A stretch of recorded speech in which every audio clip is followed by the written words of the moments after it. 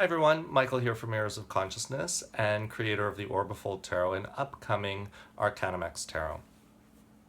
I wanted to do a series on YouTube about the Marseille Tarot in particular and reading with the Marseille Tarot because I found that in my perpetual research into the Marseille Tarot in preparation for creating Arcanum X, I found that the resources on YouTube and other resources are somewhat limited in English with regards to the Marseille Tarot.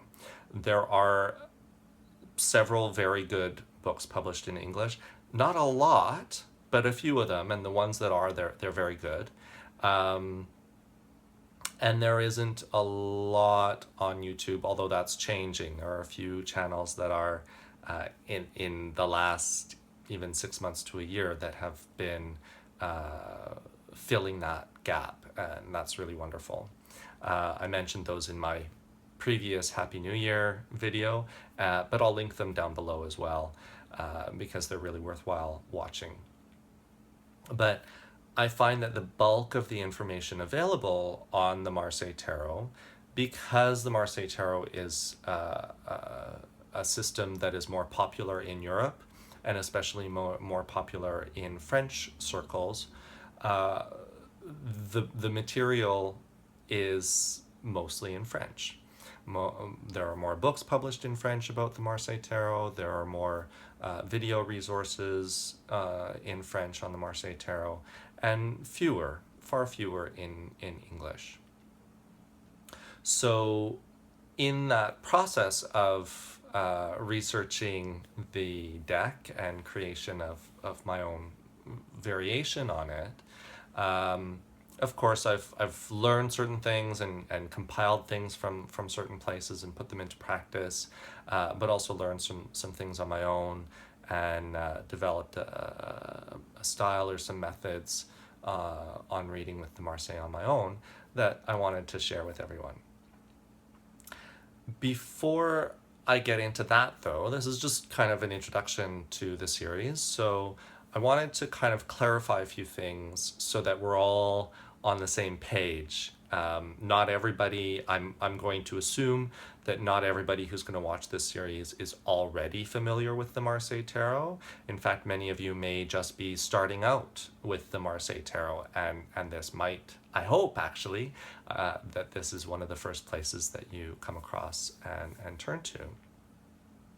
But also, I hope that some of you who are more familiar with the Marseille Tarot will find in this series some interesting things that you can add to your practice and your perspective on reading with the Marseille.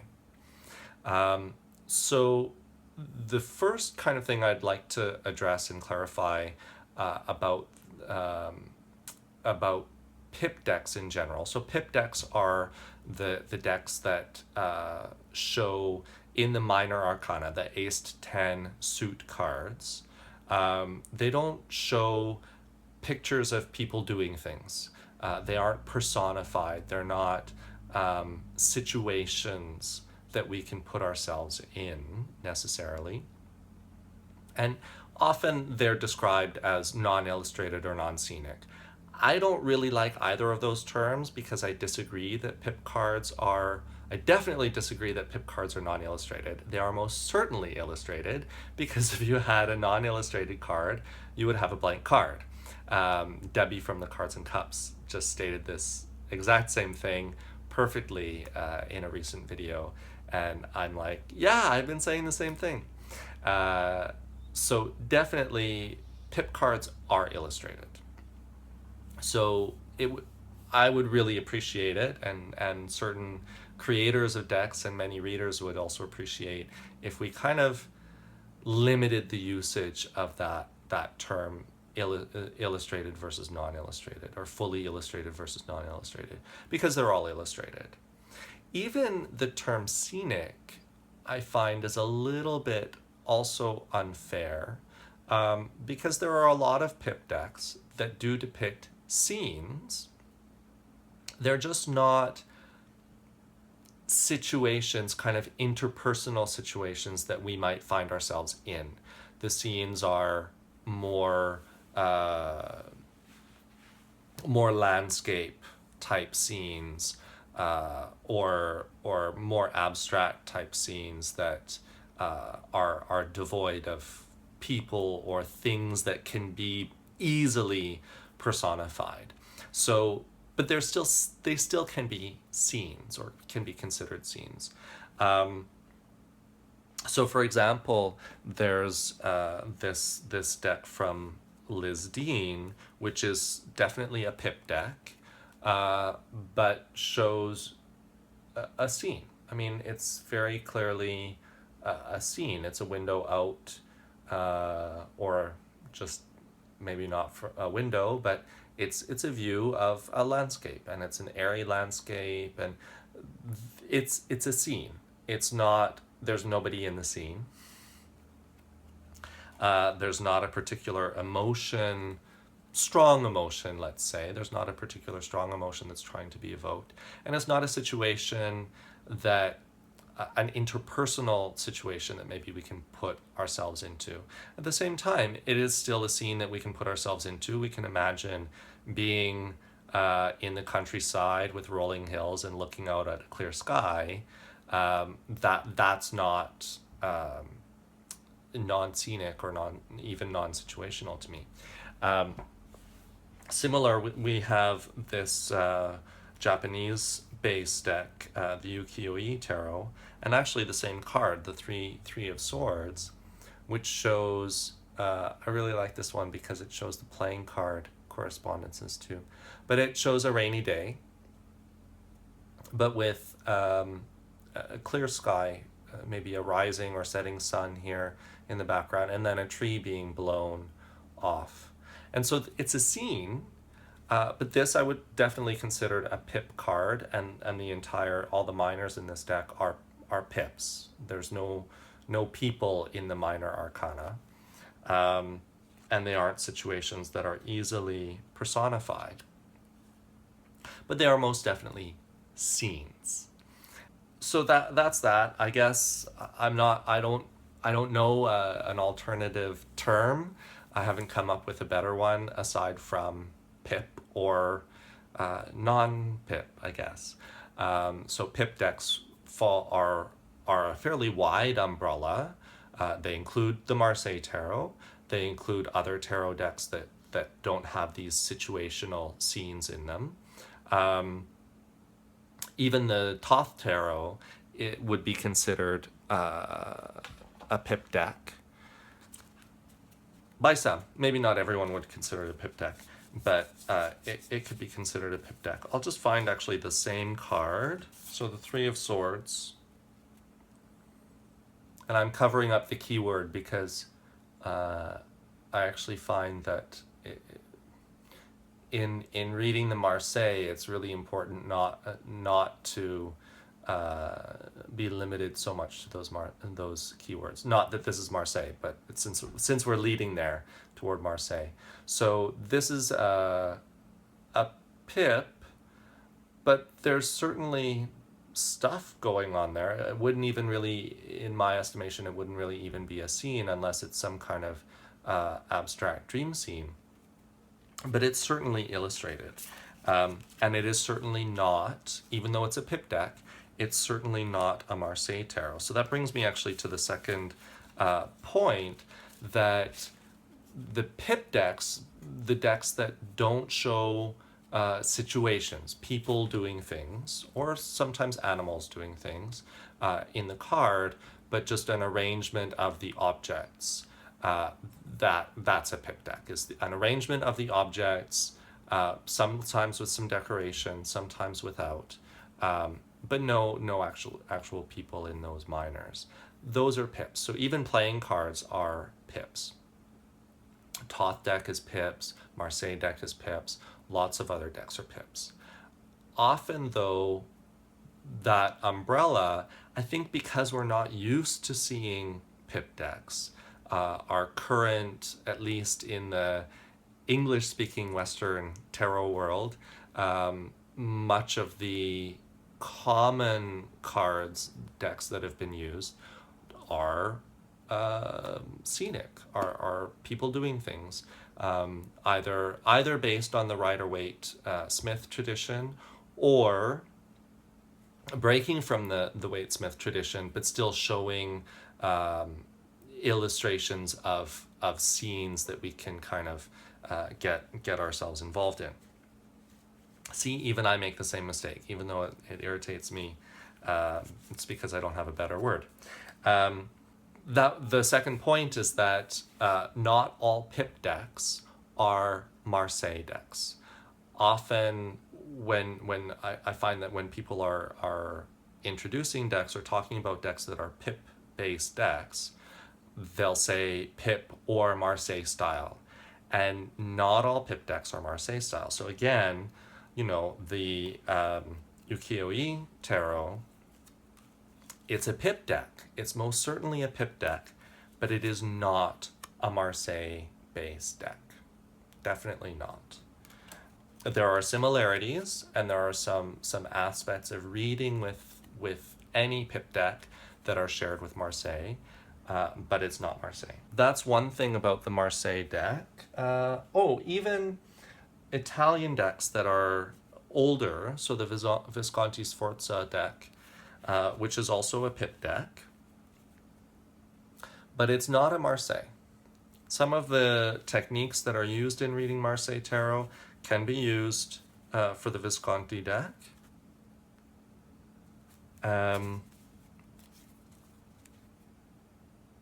But it's not Marseille. It's a precursor to the Marseille, but it's not Marseille.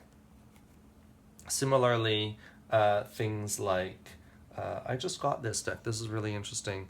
This is really similar. It's getting toward that Marseille style. Marseille is, so it's what's not, so what is Marseille then? Right? That's the question, is what's Marseille then? If such and such isn't Marseille, then what is? And Marseille is a particular pattern of arrangement of the items in the cards. And this is getting there. It's getting closer to, and some would say this is Marseille, and fair enough. But this is kind of getting to that blurred edge between what's Marseille and what's not. So our wands are straight, and they're arranged in a certain pattern. Our swords are curved, and they're arranged in a certain pattern. So this is getting very, very close to the Marseille style. So that's one of the definitions of Marseille that it's hard to define in a line or two, but the arrangement of the pips is in a certain style. There's very little variation of those arrangements. Sometimes certain cards, like sometimes the Two of Cups, depending, that's one of the things that for me differentiates between a Marseille and a different European deck, Spanish or Italian, where the Two of Cups in a Marseille has the two cups on the sides, and then the spiral, and the two fish or two gargoyles or whatever they are on the sides, and then the flower in the middle.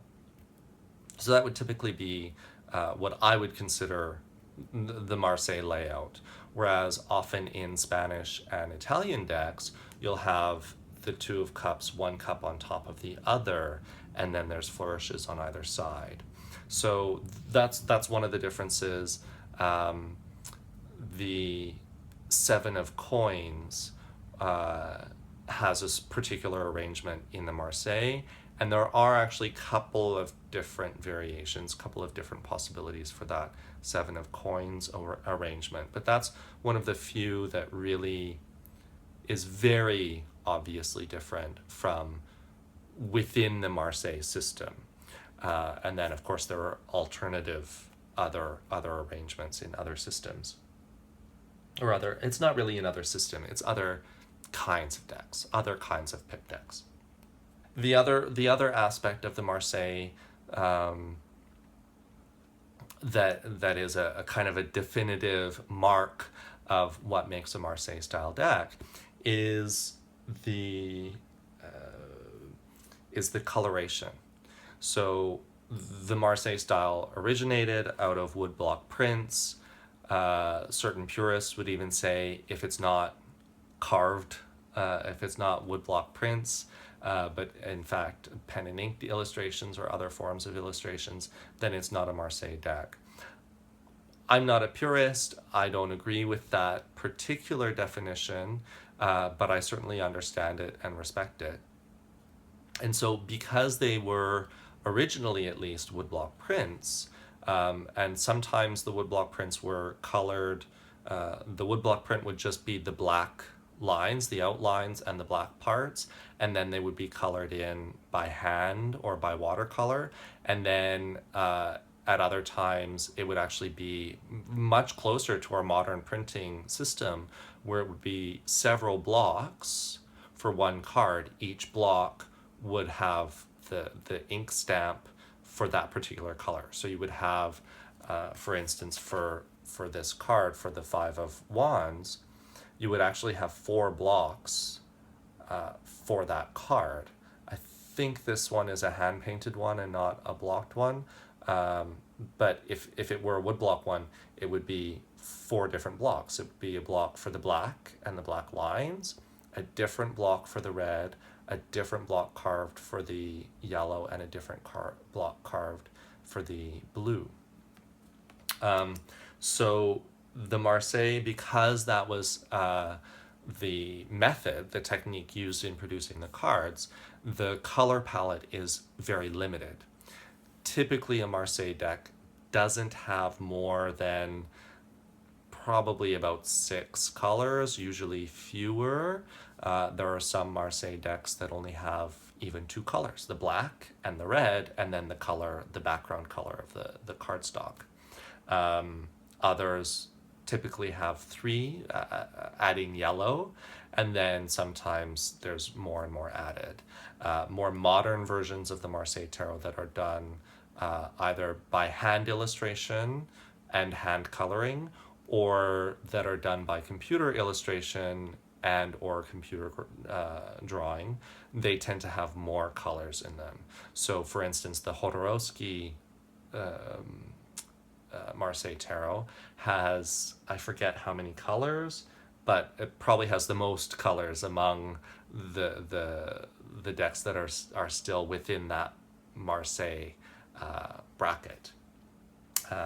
So that's an important point about the limited color palette, because that's one of the aspects of reading with the Marseille Tarot is following the colors and the forms created by the various colors. I'll get more into that on a later video in the series, but make kind of a bit of a mental note about that. And that's another reason why I also say that the Arcanum X is perhaps not a Marseille Tarot. Even though it's Marseille inspired, it perhaps is outside of that definition, because there's going to be a bit of a more vast color palette. Another defining factor of the Marseille Tarot is the decorations that happen on the pip cards between the objects on the pip cards. So again, using kind of that same example of the Five of Wands, we see this foliage, these leaves on either side. And each card, the foliage is slightly different. There are some larger variations, and there are some more subtle variations. So here we have foliage on the sides, and we have foliage, flowers on the top and bottom. With the 7, then we get foliage on the sides again, but those leaves are different than the leaves that were on the 5. So there's a progression, there's a difference from card to card. The 8, we only have the flowers on the top and bottom. We don't have foliage on the sides. And so these differences from card to card are really important in viewing the cards, because we see a bit of a development from card to card within the suits, and I'll do another video specifically going through that. but also once we've randomized the cards, seeing how the foliage, how the natural items kind of go from card to card. And so I would say that one really useful exercise before we go into the next video, because I think that's probably where I'll start in the next video. One really useful exercise to do is to observe nature as much as you can and observe the changes in nature. If you can, even, you can create, if you're not already someone who gardens, or if you don't have a lot, if you live in an urban center and there's not a lot of kind of foliage or natural stuff around, or right now outside it's winter, there's not a lot of leaves and foliage to observe and view. There's a few, there's still some, but it's not as easy to observe as in the summer or the spring. But so an exercise could be purchase either a planted flowering plant or just a bouquet of flowers. Try to get a plant or a bouquet that still has buds, where some of the buds are not fully open yet. And put them somewhere and look at them every day. Look at them from different angles and watch how the flowers and the foliage change from day to day. Watch how the buds that are already open as flowers start to wilt, and resist the urge for this particular exercise. Resist the urge to trim those dead or wilted flowers off. Let them actually decay on their own and watch that process. And similarly, with the buds that are not yet open, watch the process as they open and then wilt and then decay. Of course, in general, people don't like to keep dead flowers around. So of course, if it gets really unattractive, or if it starts to smell or something like that, or you have company coming over, then put it away. But it's a really useful exercise in understanding the minors of the Marseille Tarot, and you'll see why. Some of you already will understand why, but you'll see why in the next installment in this series. So enjoy playing with that. And if you have a Marseille deck, or if you have pip decks, see if you can figure out which ones are Marseille decks and which ones are pip decks, based on some of the arrangements of the objects in the cards, based on whether or not there's foliage decorating the cards, whether or not you can tell if it looks like it's been woodblock printed, either by the quality of the lines or the colors used, and see if you can determine if it's a Marseille-based deck or just a different form of a pip deck based on the colors that are used. That last definition isn't exclusive to Marseille, but it's one of the common components of the Marseille, is that limited palette. And then once you've found your decks that are Marseille or Marseille based, and maybe with discernment weeded out the decks that are not Marseille, that are pips but are not Marseille, set those aside. Some of the techniques that we'll look at in this series will still apply to those decks, but I won't be speaking specifically about those decks. So set those aside and let them kind of be their own thing that you can return to after you explore your Marseille Tarot a little bit more.